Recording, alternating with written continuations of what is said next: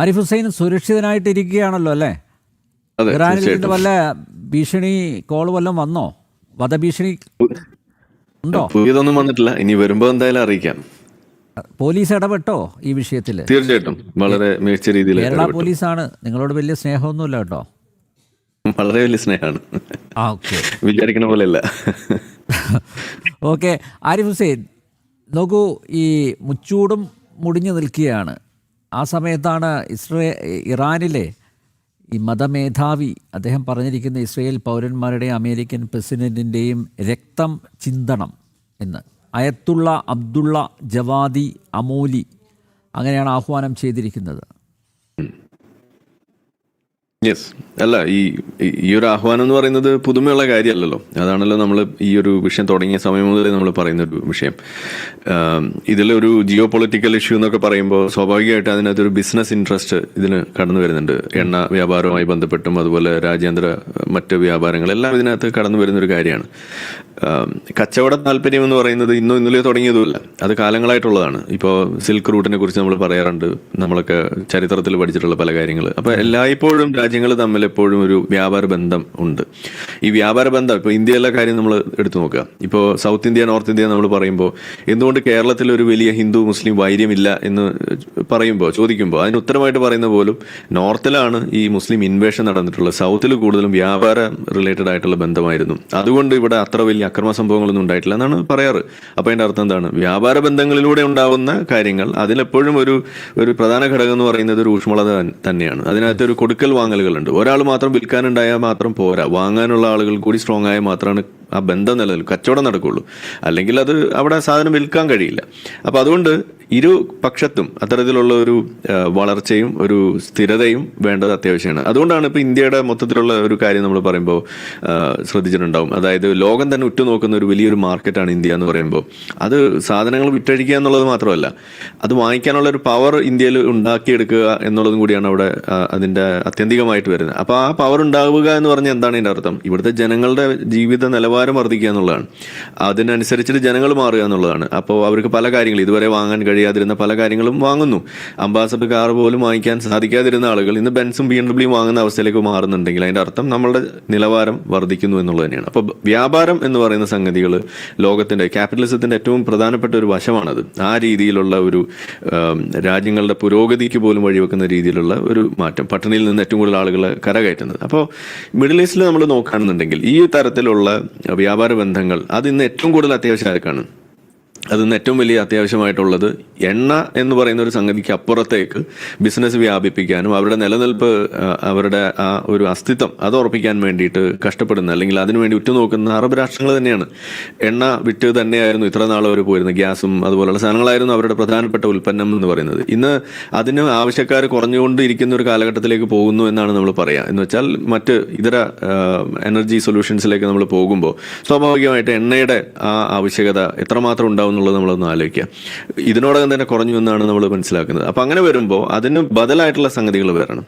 അതിന് അവർ കാണുന്നത് അവരുടെ ടൂറിസം ആയാലും അവരുടെ ആ ഒരു സ്പേസ് അതെങ്ങനെ ഒരു ഗ്ലോബൽ ഓഫീസായിട്ട് എങ്ങനെ മാറ്റാമെന്നും അങ്ങനെ പല പല ഡൈവേഴ്സിഫൈഡ് ആയിട്ടുള്ള സംഗതികളിലേക്ക് മാറാൻ വേണ്ടി ചിന്തിക്കുമ്പോൾ അതിലൊരു പ്രധാന ഘടകമാണ് അവിടെ സ്ഥിരത ഉണ്ടാവുക, അവിടെ സമാധാനം നിലനിർത്തുക എന്ന് പറയുന്ന ഒരു സംഗതി. അങ്ങനെ ചിന്തിച്ച് മുന്നോട്ട് പോകുന്നതിൻ്റെ ഭാഗമാണ് നമ്മൾ പറയാറുള്ള ഈ അബ്രഹാം അക്കോർഡ്സ്. അതായത് ഇസ്രായേൽ ആൻഡ് അതർ അറബ് രാഷ്ട്രങ്ങൾ തമ്മിലുള്ള ആ ബന്ധം പോലും അവിടെ ഊഷ്മളമാക്കിക്കൊണ്ട് ഈ ജൂതവിരുദ്ധതയും പറഞ്ഞുകൊണ്ട് നടക്കുന്ന അത്തരത്തിലുള്ള സംഗതിയിൽ നിന്നൊക്കെ പിന്മാറി കുറച്ചും കൂടിയും അവരുമായിട്ട് ഒരു സൗഹൃദം സ്ഥാപിച്ച് മുന്നോട്ട് പോകുക എന്ന് പറയുന്ന ഒരു സാഹചര്യം. അതിനുവേണ്ടി ഏറ്റവും കൂടുതൽ മുന്നോട്ട് വന്ന അതിന് ഏറ്റവും കൂടുതൽ പണിയെടുത്തൊരു രാജ്യമാണ് ഈ UAE എന്ന് പറയുന്നത്. ഇന്നിപ്പോൾ ഇറാൻ അറ്റാക്ക് ചെയ്യുന്ന രാജ്യങ്ങൾ അറബ് രാഷ്ട്രങ്ങളുടെ ഒരു പട്ടിക എടുത്തു കഴിഞ്ഞാൽ ഏറ്റവും കൂടുതൽ അറ്റാക്ക് നേരിട്ടുള്ളത് ഏത് രാജ്യമാണ്? അത് ഇതേ UAE തന്നെയാണ്.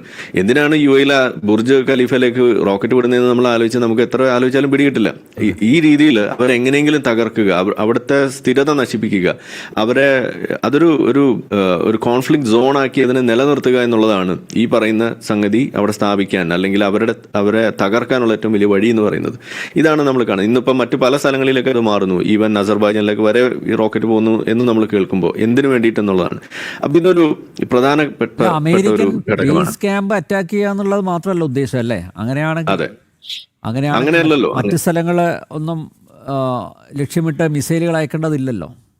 അതിൽ നിന്ന് രണ്ട് കാര്യമാണ് മനസ്സിലാക്കേണ്ടത്. ഒന്നുകിൽ അവർക്ക് അങ്ങനെ ഒരു പ്രിസിഷൻ അറ്റാക്ക് നടത്താൻ കഴിയുന്നില്ല, ബേസ് ക്യാമ്പുകൾ എവിടെയാണെന്ന് നോക്കി അവിടെ മാത്രം പിൻ പോയിന്റ് ചെയ്ത് ഇസ്രായേലൊക്കെ വിടുന്നത് പോലെ അത് ചെയ്യാനുള്ള ആ സാങ്കേതിക വിദ്യയോ അതിനുള്ള കഴിവോ ഇല്ല ഇറാനെന്ന് നമ്മൾ സമ്മതിക്കുക. അല്ല എന്നുണ്ടെങ്കിൽ ഇത് കഴിവൊക്കെ ഉണ്ട്, പക്ഷെ നമ്മളുടെ ഉദ്ദേശം മറ്റു ചില ഗൂഢലക്ഷ്യങ്ങളും ഉള്ളതുകൊണ്ട് ഈ അവസരം അതിനുവേണ്ടി ഉപയോഗിക്കുന്നു എന്നുള്ള നിലയ്ക്ക് അതങ്ങ് ചെയ്യുന്നു എന്നുള്ളതാണ്. ഇതിലേതെങ്കിലും ഒന്ന് നമ്മൾ സമ്മതിച്ചേ പറ്റുള്ളൂ. അല്ലെങ്കിൽ പറയണം എന്തിനു വേണ്ടിയിട്ടാണ് ഇതുപോലെ ഹോസ്പിറ്റലുകളുടെ മുകളിലേക്കും അല്ലെങ്കിൽ ജനവാസ കേന്ദ്രങ്ങളിലേക്കും ഇപ്പോൾ ഓയിൽ ഫീൽഡിലേക്ക് വരെ ഇത് അയക്കുന്നു എന്ന് പറയുമ്പോൾ, ഇത്രമാത്രം മിസൈലുകൾ, ബാലിസ്റ്റിക് മിസൈൽസ് ഒക്കെ അയക്കുക എന്ന് പറയുമ്പോൾ അതിൽ ബഹുഭൂരിപക്ഷം ഇടിച്ചിടുന്നു. ഇടിച്ചിട്ടില്ല എന്നുണ്ടെങ്കിൽ എന്ത് സംഭവിക്കും? ഇതാണ് നമ്മൾ ചോദിക്കുന്നത്. ഇപ്പൊ ഈ സാമ്രാജ്യത്വ ശക്തികൾ എപ്പോഴും അവിടെ പ്രശ്നം ഉണ്ടാക്കുന്നതാണല്ലോ നമ്മൾ പറയുന്നത്. ഈ സാമ്രാജ്യത്വ ശക്തി ഇപ്പോൾ ഈ പറയുന്ന ഈ മിഡിൽ ഈസ്റ്റിൽ ഇല്ലായിരുന്നു എന്നുണ്ടെങ്കിൽ എന്തായിരിക്കും അറബ് രാഷ്ട്രങ്ങളുടെ അവസ്ഥ എന്നൊന്ന് ആലോചിച്ച് നോക്കിയേ. ഒന്ന് ആലോചിച്ച് നോക്കുക. നമ്മൾ സാധാരണ ഗാസയിലെ ചില ചിത്രങ്ങളൊക്കെ കണ്ടിട്ടുണ്ട്, ഇടിഞ്ഞു പൊളിഞ്ഞു കിടക്കുന്ന സ്ഥലങ്ങൾ. എന്ന പോലെ ആകില്ലായിരുന്നോ ഈ പറയുന്ന ദുബായും അതല്ലെങ്കിൽ ഖത്തറും ഒക്കെ? അവിടെ ജോലി എടുക്കുന്ന മലയാളികൾ, നമ്മുടെ നാട്ടിൽ നിന്നുള്ള അയൽവാസികളായിട്ടുള്ള ആളുകളും ബന്ധുക്കളും ഒക്കെ ഇല്ലേ?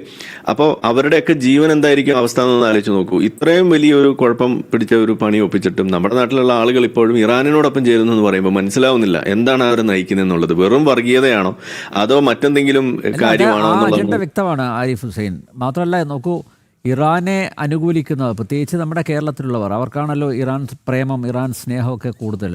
പക്ഷേ ഈ പറഞ്ഞതുപോലെ മിഡിൽ ഈസ്റ്റിൽ വലിയ ബുദ്ധിമുട്ട് കർഷകകൾ അനുഭവിക്കുന്ന ആളുകളെക്കുറിച്ച് വിലപിക്കാൻ ഇവിടെ ആരുമില്ല എന്നുള്ളതാണ്.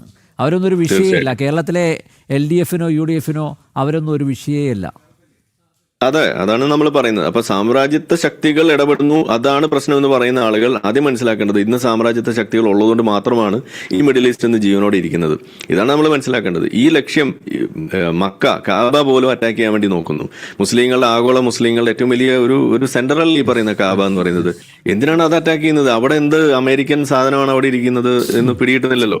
ഇനി പോട്ടെ, മസ്ജിദുൽ അക്സ ഇവരുടെ ഏറ്റവും വലിയ സ്ഥലമാണെന്നാണ് പറയുന്നത്. ഈ ജെറൂസലമിലുണ്ട് എന്ന് പറയുന്ന ഈ സ്ഥലം, ആ പള്ളി, അതിനെ ലക്ഷ്യമിട്ടുകൊണ്ട് ബോംബ് വിടുന്നു. എന്താണ് ഇതുകൊണ്ട് ലക്ഷ്യം വെക്കുന്നത്? അപ്പൊ സത്യത്തിൽ ഇവിടെ പുറത്തേക്ക് വരുന്നത് ഇവർ കുറെ കാലം ഒളിപ്പിച്ചു വെച്ചിട്ടുള്ള ഒരു സാധനമാണ്.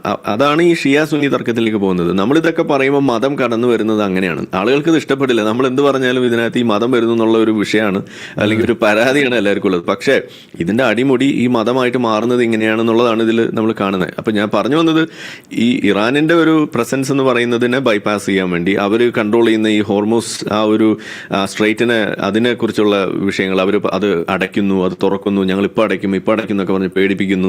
ഇതൊക്കെയാണ് ഒരു വശത്ത് നമ്മൾ കാണുന്നത്. അപ്പൊ ഇപ്പൊ നമ്മൾ കാണുന്നു US അത് ഇറാൻ സമ്മതിച്ചാലും ഇല്ലെങ്കിൽ അത് തുറക്കുമെന്നൊക്കെ പറയുന്ന അവസ്ഥ, അതിന് പാട്രോളിംഗ് ഏർപ്പാടാക്കുമെന്ന് പറയുന്ന ഒരു അവസ്ഥ, ഇതൊക്കെയാണ് നമ്മൾ കാണുന്നത്. അപ്പോൾ ഇതിനെല്ലാം ബൈപ്പാസ് ചെയ്യാൻ വേണ്ടിയിട്ടുള്ള ശ്രമം കൂടി ഇവിടെ നടക്കുന്നു. ഇപ്പൊ നമ്മൾ ഇന്ത്യ ഒക്കെ സൈൻ ചെയ്തിട്ടുള്ള IMEC എന്ന് പറയുന്ന ഒരു റൂട്ടിനെ കുറിച്ച് നമ്മൾ പറയാറുണ്ട്. ആ റൂട്ട് അവിടെ വന്നു കഴിയുമ്പോൾ ഒരു പരിധി വരേക്കും വലിയൊരു അളവിലുള്ള ചരക്ക് നീക്കങ്ങൾ ഈ പറയുന്ന തുറമുഖങ്ങളെയോ അല്ലെങ്കിൽ ഇത്തരം സ്ട്രേറ്റ്സിനെ ഒന്നും ബന്ധപ്പെടാതെ തന്നെ മറ്റ് ലാൻഡ് മാർഗം തന്നെ ഇത് കടന്നുപോയിക്കൊണ്ട് പിന്നീട് ഇസ്രായേലിൽ നിന്ന് അവിടുന്ന് അങ്ങോട്ട് യൂറോപ്പിലേക്ക് അത് ഈ പറയുന്ന കടൽ മാർഗം പോകാനുള്ള ഒരു അവസരമായിട്ട് മാറുകയാണ്. അപ്പൊ ഇത് കുറേം കൂടിയും എഫിഷ്യന്റ് ആവും, കുറേം കൂടി സ്പീഡ് കൂടുമെന്നൊക്കെയാണ് അവിടെ പറഞ്ഞു വെക്കുന്നത്.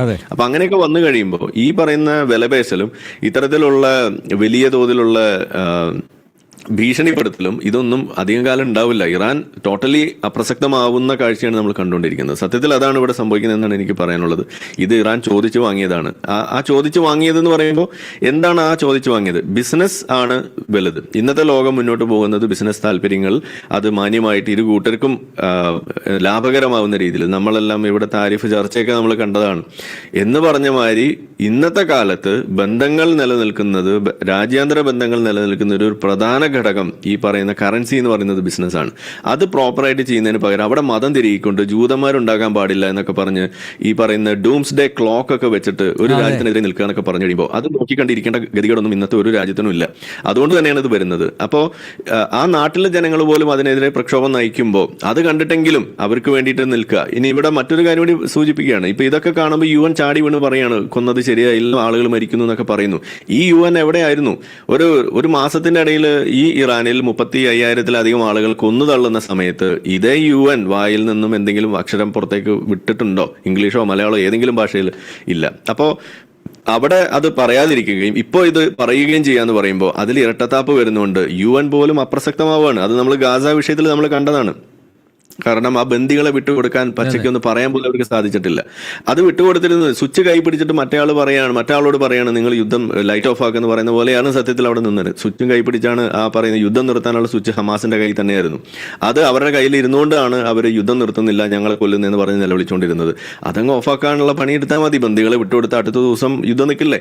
എന്താണ് അത് അവർ ചെയ്യാതിരുന്നത് എന്ന് പറഞ്ഞ പോലെ പല കാര്യങ്ങൾ ഇതിനകത്തേക്ക് വെളിച്ചത്ത് വരുമ്പോൾ, പല അഴിച്ചുപണികൾ സ്വമേധയാ നടക്കുന്ന അല്ലെങ്കിൽ സ്വാഭാവികമായിട്ട് നടക്കുന്ന ഒരു അവസ്ഥയിലേക്ക് വരുമ്പോൾ ഇറാൻ അപ്രസക്തമാകുന്നതും ഐമക്ക് കൂടുതൽ ചർച്ച ചെയ്യപ്പെടാനും ഈ സ്ട്രൈറ്റുകൾ, ഈ ഹോർമൂസ് ഒക്കെ വെച്ചുകൊണ്ടുള്ള വിലപേശലുകൾ എത്ര കാലം പോകുന്നുള്ളതിനെ കുറിച്ചുള്ള ചർച്ചകൾ ഉയരാനും, അതുകൂടാതെ അറബ് രാഷ്ട്രങ്ങൾ യഥാർത്ഥത്തിൽ ഇനി എങ്ങോട്ട് നോക്കണം, എവിടെ നിൽക്കണം, ഈ സാമ്രാജ്യത്വ ശക്തികൾ എന്ന് വിളിച്ചുകൊണ്ട് ഈ പറയുന്ന ഈ മുസ്ലിം ബ്രദർഹുഡ് ഒക്കെ വെക്കുന്ന തരം സംഗതികളോടൊപ്പം ചേർന്ന് നിന്നുകൊണ്ട് കൂടുതൽ സ്വന്തം കുഴി വീണ്ടും കുഴിക്കണോ എന്നൊക്കെയുള്ള ചിന്ത അല്ലെങ്കിൽ അത്തരം ചർച്ചകളാണ് ഇനി വരാനിരിക്കുന്നതെന്നാണ് പറയുന്നത്. മിഡിൽ ഈസ്റ്റിൽ ശാന്തം ആകുമെന്ന് തന്നെയാണ് ഞാൻ പറയുക. കാരണം മിഡിൽ ഈസ്റ്റിൽ അശാന്തി വിതയ്ക്കുന്ന ഒരു ക്യാൻസറാണ് സത്യത്തിൽ ഈ പറയുന്ന ഈ ഇസ്ലാമിക് റെജീം. ഇറാൻ എന്ന് നമ്മൾ പറയുന്നില്ല, ഇസ്ലാമിക് റെജീം.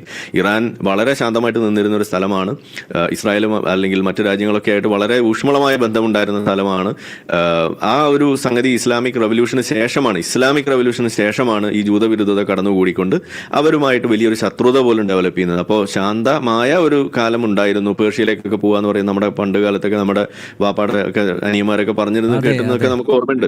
ആ കാലത്തിൽ നിന്നൊക്കെ മാറി ഇന്നിപ്പോൾ ആരും അങ്ങോട്ട് പോകുന്ന പോലില്ല. അവിടെ ഉള്ളവർ തന്നെ ജീവനം കൊണ്ടുപോകുന്ന അവസ്ഥയിലേക്ക് മാറിയിട്ടുണ്ടെങ്കിൽ തിരിച്ച് ആ കാലത്തിലേക്ക് പോകാൻ സാധിക്കുമെന്ന് തന്നെയാണ് ഞാൻ പറയുന്നത്. വേണ്ടത് ബിസിനസ് താല്പര്യങ്ങൾ അത് മുന്നിൽ നിർത്തിക്കൊണ്ട് അതിനുവേണ്ട നീക്കുപോക്കുകൾ, വിലപേശലുകൾ അതിന് സാധ്യമാകുന്ന രീതിയിൽ ചെയ്താൽ ഇരു കൂട്ടർക്കും അത് മികച്ച അവസരങ്ങളാണ് സൃഷ്ടിക്കുക. അതെല്ലാ നാട്ടിലുമുള്ള ജനങ്ങൾക്ക് കൂടുതൽ മികച്ച ജീവിത നിലവാരം കണ്ടെത്താനുള്ള വഴിയാണ് തുറന്നിടുക, ഇൻക്ലൂഡിങ് ഇന്ത്യ. ആ സംഗതിയുടെ ഇന്ത്യയുടെ റോളൊക്കെ വലിയ റോളാണെന്നാണ് ഞാൻ പറയുന്നത്. ഐമാക് എന്ന് പറയുമ്പോൾ അതിനകത്ത് ഇന്ത്യ കടന്നു വരുന്നതുകൊണ്ട് തന്നെ അത് വലിയ റോളുള്ള ഒരു സംഗതിയാണ്. ഇന്ത്യയുടെ പോലും വലിയൊരു ഉന്നമനത്തിന് നമ്മുടെ എക്സ്പോർട്ട് വിപണിയൊക്കെ കൂടുതൽ വളർന്നു വരുന്നതിനൊക്കെ വലിയ സാധ്യതയാണ് അതിൽ നമ്മൾ കാണുന്നത്. Thank you. സാരിഫ് ഹുസൈൻ പറഞ്ഞ ഈ ഡൂംസ് ഡേ ക്ലോക്കിൽ ഡിജിറ്റൽ കൗണ്ട് ഡൗൺ ഡിസ്പ്ലേ ഉണ്ട്. ഈ ക്ലോക്കിൻ്റെ പ്രധാന ഭാഗത്ത് സെക്കൻഡുകൾ ഉൾപ്പെടെ കുറഞ്ഞുകൊണ്ട് ഇരിക്കുന്ന ഒരു ഡിജിറ്റൽ ടൈമറുണ്ട്. 2040 ഒരു നിശ്ചിത തീയതി ലക്ഷ്യമാക്കിയാണ് പിന്നിലേക്ക് ഈ ക്ലോക്ക് ചലിച്ചുകൊണ്ടിരിക്കുന്നത്. ഇസ്രയേൽ എന്ന രാജ്യം ഭൂമുഖത്ത് നിന്ന് അപ്രത്യക്ഷമാകാൻ ഇനി എത്ര ദിവസങ്ങളും മണിക്കൂറുകളും ബാക്കിയുണ്ട് എന്ന് ഈ ക്ലോക്ക് കാണിച്ചു തരുന്നു. ഞാൻ മനസ്സിലാക്കുന്നത് ഹിബ്രു ഭാഷയിലും അതിൽ എഴുതി വെച്ചിട്ടുണ്ട്. കാരണം ഇവർക്ക് സയനിസ്റ്റുകൾക്ക് മനസ്സിലാവണമല്ലോ. ആയത്തുള്ള അലി ഖമേനി 2015 25 വർഷത്തിനുള്ളിൽ ഇസ്രായേലിനെ നശിപ്പിക്കും എന്ന പ്രഖ്യാപനം നടത്തിയത്. അതായത് 2040 ഇസ്രായേൽ നാമാവശേഷമാകും. അപ്പോൾ സ്വാഭാവികമായും ഇത് അതിജീവനത്തിൻ്റെ യുദ്ധം ആണ് എന്ന് തന്നെ പറയേണ്ടി വരും ഇസ്രായേലിനെ സംബന്ധിച്ചിടത്തോളം.